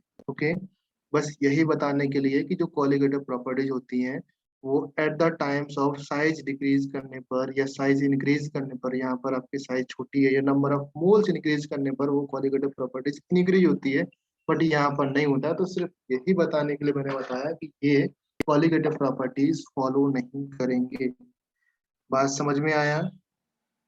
कोलाइडल सॉल्यूशंस में नंबर ऑफ पार्टिकल्स की साइज आपकी डिक्रीज होगी, तो जो कोलाइडल पार्टिकल्स हैं that will be very small, means यहाँ पर कोलाइडल पार्टिकल्स बहुत स्मॉल होंगे, तो ये आपकी कॉलीगेटिव प्रॉपर्टीज फॉलो नहीं करेगी। या आप इस तरीके से लिखो एक स्टेटमेंट में, एक statement colligative properties that depends on number of moles, बस इतना लिखो। आपको आइडिया लग जाएगा। नंबर ऑफ मोल्स यहाँ पर डिक्रीज होंगे तो प्रॉपर्टीज भी आपकी डिक्रीज होगी। बात समझ में आया? नंबर ऑफ मोल्स डिक्रीज होंगे तो प्रॉपर्टीज भी आपकी डिक्रीज होगी। सेकेंड पॉइंट है आपका हेट्रोजीनियस। हेट्रोजीनियस तो आपको पता है कि कोलाइडल सॉल्यूशन आपके हेट्रोजीनियस होते हैं। फिल्ट्रेबिलिटी अभी हो गया अल्ट्रा फिल्ट्रेशन वाले पार्ट में, कि फिल्टर्ड ये हो सकते हो, अल्ट्रा फिल्ट्रेशन से फिल्टर नहीं हो सकते, नॉर्मल और ऑर्डिनरी फिल्टर पेपर के साथ ये फिल्टर किए जा सकते, राइट। नेक्स्ट नेक्स्ट है optical properties. Optical properties basically क्या है? Tyndall effect. टिंडल इफेक्ट अगर आपको पता होगा तो that effect in which path of the light become visible. जो आपका लाइट का पाथ है उसको हम देख सकते हैं, दैट विजिबल हो सकता है, उसको हम बोलेंगे टिंडल इफेक्ट बोलेंगे। And this is due to the scattering of colloidal particles. जो कोलाइडल पार्टिकल्स होते हैं उसके स्कैटरिंग के थ्रू होता है, अदरवाइज नहीं हो पाएगा। स्कैटरिंग समझते हो? फॉर एग्जाम्पल मैंने इस तरीके से समझा कि ये आपके सामने एक पार्ट है, इसमें आपका कोलाइडल सॉल्यूशन फिल किया हुआ, okay.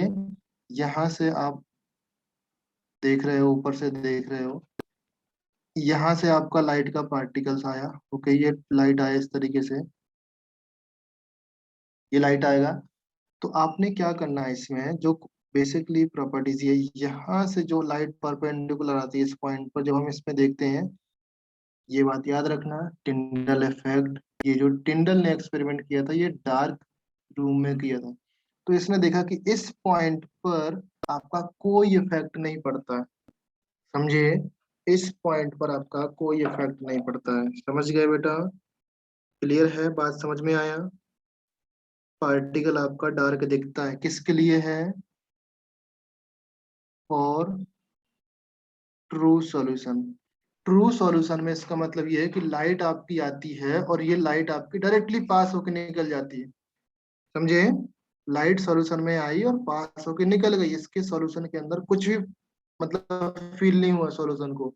For the true solution के केस में, अगर यही चीज आपकी ट्रू सॉल्यूशन ना हो करके क्या होता, कोलाइडल सॉल्यूशन होता, तो इन दैट केस क्या होता है ना, जो लाइट आएगी बेटा, लाइट में कुछ लाइट आने से यहाँ पर लाइट की रोशनी किसी पार्टिकल पर पड़ेगी तो वो क्या हो जाएगी, उसका पाथ चेंज होगा। पाथ चेंज होगा ना लाइट का। रिफ्लेक्टिव इंडेक्स पढ़ा होगा आपने, रिफ्लेक्टिव रिफ्लेक्टिव इंडेक्स, ओके। किसी भी पॉइंट पर लाइट पड़ा तो लाइट आपकी चेंज हो जाएगी, उसकी पोजीशन आपकी चेंज हो जाएगी, ओके। तो इन दैट केस जब टिंडल ने देखा यहाँ पर, तो उसने क्या देखा कि अच्छा, जो ये पार्टिकल दिखता है, ये पार्टिकल में तो यहाँ पर सॉल्यूशन में लाइट है, ओके। तो ये आपका एक टिंडल इफेक्ट हो गया। बात समझ में आया? इसके example, particle for true solution that are so small so basically they cannot scatter the light. जो ट्रू सॉल्यूशन के पार्टिकल्स होते हैं ये बहुत ही स्मॉल होते हैं, so they cannot scatter the light. ये बात समझ गए? नाउ दिस वाज द, जो आपका ये ऑप्टिकल प्रॉपर्टीज वाला पार्ट है, टिंडल इफेक्ट वाला पार्ट है, फर्स्ट ऑफ ऑल फेराडे ने किया था। फेराडे महान साइंटिस्ट थे जो कहीं पर भी एक्सपेरिमेंट करना शुरू कर देते हैं, इलेक्ट्रिक फील्ड मैग्नेटिक फील्ड आएगा तब वहां पर आपको बहुत ज्यादा नाम सुनने को मिलेगा, ओके। तो फेराडे ने फर्स्ट ऑब्जर्व किया, देन लेटर टिंडल। टिंडल ने इसके ऊपर देखा, ज्यादा स्टडी किया, तो इसको हम बोलने लगे टिंडल इफेक्ट। इसके बाद एक आपका जिगमॉन्डी नाम के और साइंटिस्ट होते हैं, उन्होंने भी फिर इसके ऊपर रिसर्च किया, ओके। जिगमॉन्डी ने क्या किया था, सिंपली जिगमॉन्डी ने एक टेलीस्कोप लगाया था जिसको हम बोलते हैं अल्ट्रा माइक्रोस्कोप। अल्ट्रा माइक्रोस्कोप, सिर्फ टेलीस्कोप लगाया था यहाँ पर जिगमॉन्डी ने, ओके। तो यहाँ पर ये समझ गए, Zsigmondy studies this effect by ultra microscope, बस, पर कुछ नहीं किया था, ओके। तो अगर आप फिगर देखना चाहते हो तो फिगर देखो इस तरीके से है। ये आपका पॉइंट पार्टिकल्स है, जहां पर मेरा कर्सर दिख रहा है ये आपका पॉइंट पार्टिकल्स है, ओके। इस पॉइंट पार्टिकल के थ्रू, ये आपका पॉइंट पार्टिकल है, जब लाइट डालते हैं तो ये लाइट स्कैटर हो जाती है। लाइट स्कैटर होगा तो डिफरेंट डिफरेंट पाथ पर मूव करने लगेगा, ओके। जिगमॉन्डी साहब ने क्या देखा, जिगमॉन्डी ने देखा कि जो ये पार्टिकल्स है एक शाइनिंग स्टार की तरह चमक रहा है, shining star, okay. That means Zsigmondy ने अपना स्टडी दे दिया इसके ऊपर कि अगर मैं टेलीस्कोप से या माइक्रोस्कोप से या अल्ट्रा माइक्रोस्कोप से देखूंगा, सॉरी टेलीस्कोप अलग, अल्ट्रा माइक्रोस्कोप से देखेंगे तो जो मुझे ये स्टार दिखता है, ये पॉइंट दिखता है, ये आपका एक शाइनिंग स्टार के फॉर्म में दिखता है। बात समझ में आया? ओके, चलिए नेक्स्ट इसमें आता है कि जो अल्ट्रा फिल्ट्रेशन, ये आपका अल्ट्रा फिल्ट्रेशन किसके थ्रू है? जिगमॉन्टी के थ्रू। ओके, नाउ अभी देखो condition for Tyndall effect. Tyndall effect के लिए कंडीशन क्या है? रिफ्रैक्टिव इंडेक्स ऑफ डीपी और डीएम का डिफरेंस बहुत ज्यादा होना चाहिए, अदरवाइज दोनों के रिफ्रैक्टिव इंडेक्स में कम होगा तो यहाँ पर आपके इस जो स्कैटरिंग है वो आपको देखने को नहीं मिल सकती। ओके, जो डिफरेंस आपको बहुत ज्यादा होना चाहिए किसमें? डिस्पर्स मीडियम और डिस्पर्स पार्टिकल्स में। ओके, जो डीएम और डीपी है, ये डीएम डीपी इंस्टाग्राम वाला नहीं है, ये डीपी और DM. Okay, dispersed particle face और डिस्पर्सन मीडियम, अगर इनके रिफ्रैक्टिव इंडेक्स में ज्यादा डिफरेंस है दैट मींस ये हमको अच्छे से दिखेगा, अगर डिफरेंस कम है दैट मींस इजीली नहीं पॉसिबल होगा। Next case, diameter of dispersed phase particles should not be much larger than the wavelength। जो लाइट की वेवलेंथ होगी ना, एक पर्टिकुलर कलर की वेवलेंथ होगी, तो लाइट की वेवलेंथ से ज्यादा नहीं होना चाहिए diameter. Okay, diameter should not be much, sorry smaller नहीं होना चाहिए, should not much smaller than the wavelength of the light. Light की जो वेवलेंथ होती है आई थिंक 380 से लेकर के 780 के आस, आप लोग 400 से लेकर के 800 तक याद कर सकते हो। ओके, इतने पिकोमीटर तक आपकी वेवलेंथ, नैनोमीटर तक आपकी वेवलेंथ होती है। ओके, नाउ टिंडल इफेक्ट क्या है? टिंडल इफेक्ट के कौन कौन से एग्जाम्पल हैं आप देखो। ये आपका फर्स्ट ऑफ ऑल एग्जाम्पल है, ये आपका सॉल्यूशन रखा है, ये आपका ट्रू सॉल्यूशन है, इसमें आपकी लाइट नहीं दिख रही है। ओके, जब आपका mixture of water and milk है तो ये आपका एक कोलाइडल सॉल्यूशन है, इसमें आपकी लाइट दिखती है कि लाइट यहाँ से यहाँ तक पास हो रही है। ओके, सेकंड एग्जाम्पल देखोगे, ये आपका वही सॉल्यूशन है, कोलाइडल में इस तरीके से और सस्पेंडेड पार्टिकल में आपको इस तरीके से दिखता है। नेक्स्ट है आपका जो आपकी विंडोज से लाइट आती है, ये भी आपका काफी अच्छा एग्जांपल है। विंडोज से लाइट आती है, आपको दिख रहा ना कि लाइट यहाँ से लेकर के यहाँ तक पास हो रही है, तो हमको लाइट का पाथ हम डिसाइड कर सकते हैं, लाइट का पाथ हमारे हमको विजिबल है, that case is called Tyndall effect. यही आपका टिंडल इफेक्ट और कुछ नहीं। आपने एक एग्जाम्पल और पढ़ा होगा, जब आप बाहर कहीं पार्क में जाते हो, या पहले तो मूवी समझ लो, मूवी में जाते हैं प्रोजेक्टर देखते हो तो ये आपकी जो लाइट निकलती है, रेज निकलती है, ये यहाँ से लाइट निकल रही है, ये आपका टिंडल इफेक्ट का ही एग्जाम्पल है। नेक्स्ट एग्जाम्पल, जब सन की लाइट्स रे निकलती हैं बाहर से, इस तरीके से निकलती हैं, ये भी आपका एक एग्जाम्पल है of Tyndall effect. Okay, next अगर कोहरा होता है, ओके, लाइट हम देखते हैं तो यहाँ से हमको दिखता है कि इतने पोर्शन में आपकी लाइट आ रही है, अगर आप हॉरिजॉन्टल देखोगे तो आपको दिखेगा कि ये लाइट इतने पोर्शन में आपकी मूव कर रही है इस तरीके से, तो ये भी आपका एक टिंडल इफेक्ट का एग्जांपल है।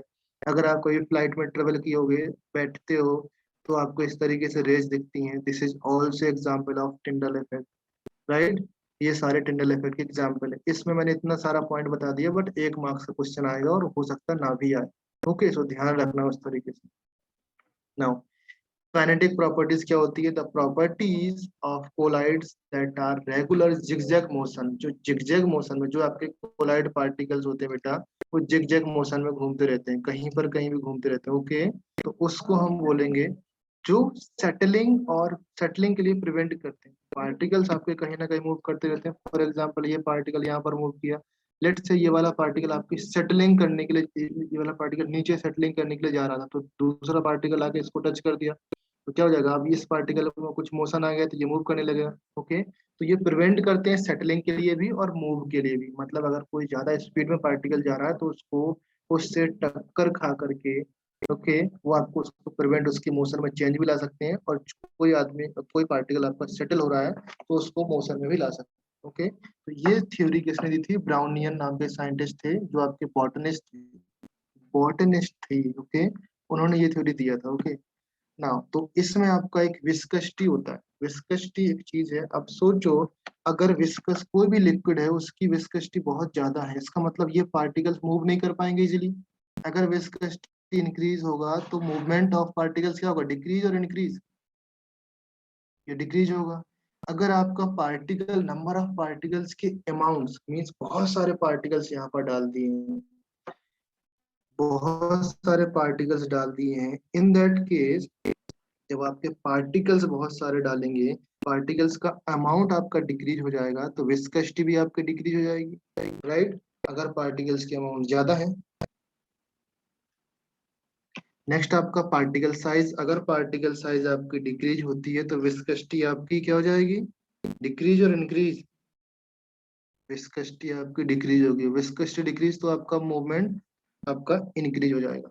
ओके, तो ये आपका पॉइंट है ब्राउनियन मूवमेंट के लिए। नेक्स्ट आपका है कलर। कलर बहुत सिंपल है, कलर में कुछ नहीं, ऑल द कोलाइड सॉल्यूशंस वो इज कलर और कलरफुल नेचर होते हैं। क्यों होते हैं? सिंपल सा फंडा है, जो लाइट्स निकलती है, लाइट्स निकलती है एक स्पेसिफिक वेवलेंथ की होती है, due to which colour observe करते हैं। यहाँ से लाइट आ रही है, लाइट का एक स्पेसिफिक वेवलेंथ होती है, ओके, उस स्पेसिफिक वेवलेंथ की कलर हमको इस पार्टिकल के लिए हमको दिखता है, तो फिर हमको एक कलर दिखने लगता है कि इस सॉल्यूशन का एक पर्टिकुलर कलर होता है। The light which is scattered by the solution have a specific wavelength. जो लाइट यहाँ से आ रही है इस सॉल्यूशन को स्कैटर कर रही है, इसका एक स्पेसिफिक वेवलेंथ होगी, और उस वेवलेंथ का हमको कलर ऑब्जर्व करेगा या कलर दिखेगा। अगर ये वेवलेंथ का यहाँ इसकी वेवलेंथ जो आ रही है ये हमारे विजुअल रीजन में लाई नहीं करती है, इसका मतलब हमको नहीं दिख पाएगा। तो जो वेवलेंथ यहाँ पर आती है वो हमारे विजुअल रीजन में होना चाहिए, तभी हमको दिखेगा। और टिंडल इफेक्ट लाइट के लिए एप्लीकेबल है। लाइट मीन्स यहाँ से लाइट आती है, ओके, जो सनलाइट आती है, सनलाइट में आपकी विजुअल वेवलेंथ होती है, ओके, तो उसकी वजह से आपको कलर शो कर जाता है। ओके, नेक्स्ट आपका है charge on colloidal particles. Colloidal particles के ऊपर कौन कौन से चार्ज होते हैं? तो ये प्रोसेस आपका पेप्टाइजेशन को याद करना पड़ेगा। पेप्टाइजेशन में कौन कौन से चार्ज, एक आपका पॉजिटिव चार्ज आता है, एक आपका नेगेटिव चार्ज आता है। पॉजिटिव चार्ज कब आता है, नेगेटिव चार्ज कब आता है, हम अभी डिस्कस करेंगे। पहले देखो कि this all the colloidal particles carry either positive charge और नेगेटिव चार्ज। तो इसके दो मेथड होते हैं। मेथड नंबर वन, दैट अगर इलेक्ट्रॉन आता है किसी भी सॉल्यूशन में, इलेक्ट्रॉन आता है, फॉर एग्जांपल गोल्ड पार्टिकल्स है, तो गोल्ड के बहुत सारे एयू पार्टिकल्स यहाँ पर आ जाते हैं, ओके। तो एयू पार्टिकल इसके ऊपर इलेक्ट्रॉन आकर के यहाँ पर चिपक गए, इसका मतलब इसके ऊपर एक नेगेटिव चार्ज आया। ये किस तरीके से फॉर्म होता है वो आपके सिलेबस में नहीं है, मतलब बहुत ही सिंपल है, कोई जरूरत नहीं उसको पढ़ने का।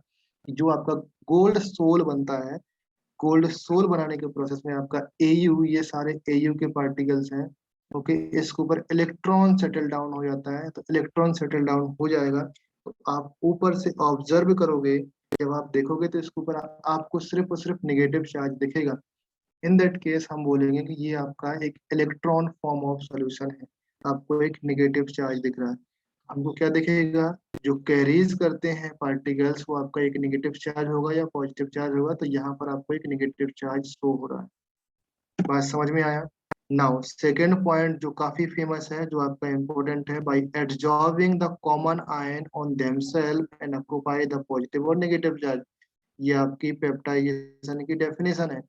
पेप्टाइजेशन की डेफिनेशन है, absorb the common ion on themselves and occupy either positive or negative charge।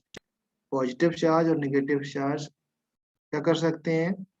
Adsorb करते हैं अपने ऊपर, ओके। तो उसके एब्जॉर्ब करने के लिए दो, एड्जॉर्ब करने के लिए दो प्रोसेस। अगर नेगेटिव चार्ज एड्जॉर्ब करते हैं तो नेगेटिव चार्ज का एग्जाम्पल क्या होगा? एक चीज बताओ, नेगेटिव चार्ज का एग्जाम्पल, एनीबॉडी? चलो, एजी मैंने लिखा, एजी NO3 लिया यहाँ पर, AgNO3 लिया मैंने यहाँ पर। अगर लेट से मैं बोलता हूँ यहाँ पर Ki है आपका, ओके, Ki है, यहाँ पर क्या मैच कर रहा है आपका? कौन सा चार्ज मैच कर रहा? कुछ नहीं मैच कर रहा ना अभी तो इसमें।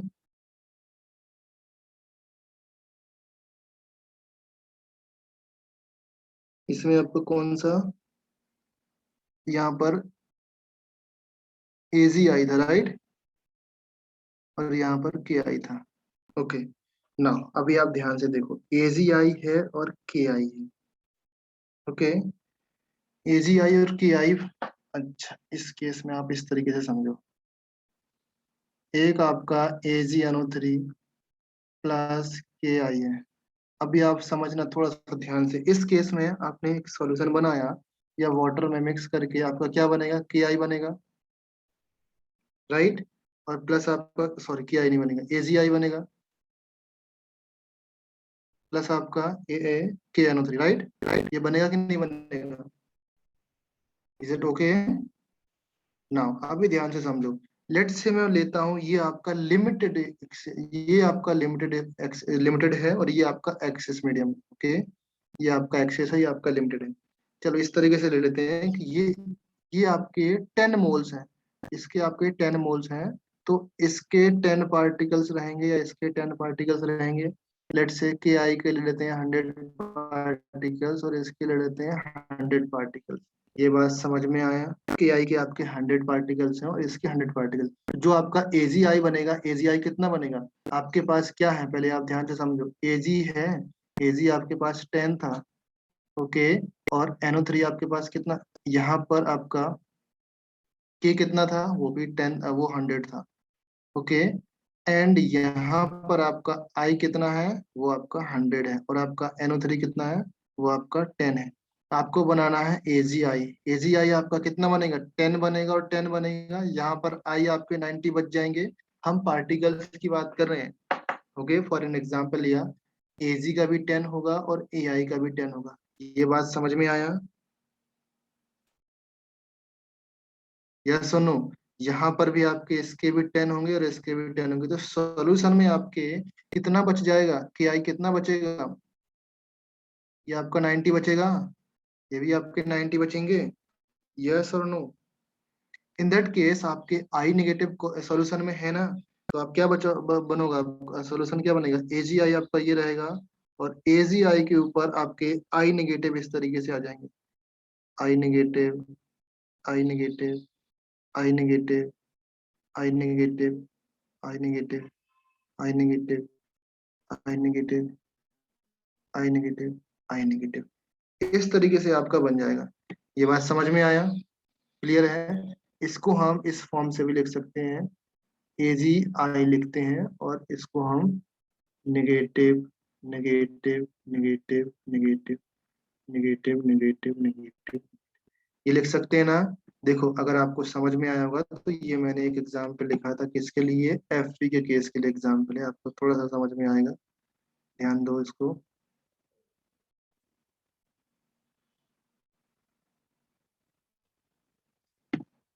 ये दिख रहा है, यहाँ पर FeOH है, यहाँ पर हमने क्या ऐड किया बताओ मुझे?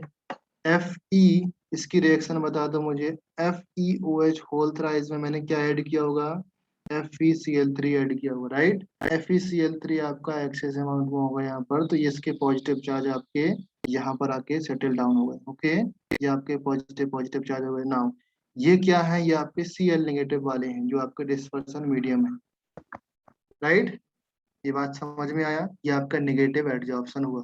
पॉजिटिव एडजॉर्प्शन जस्ट अपोजिट आपका ये आपका पॉजिटिव ये आपका पॉजिटिव का एग्जांपल है, सॉरी, ये आपका नेगेटिव का एग्जांपल है, ओके। तो पॉजिटिव का एग्जांपल आपने देख लिया होगा।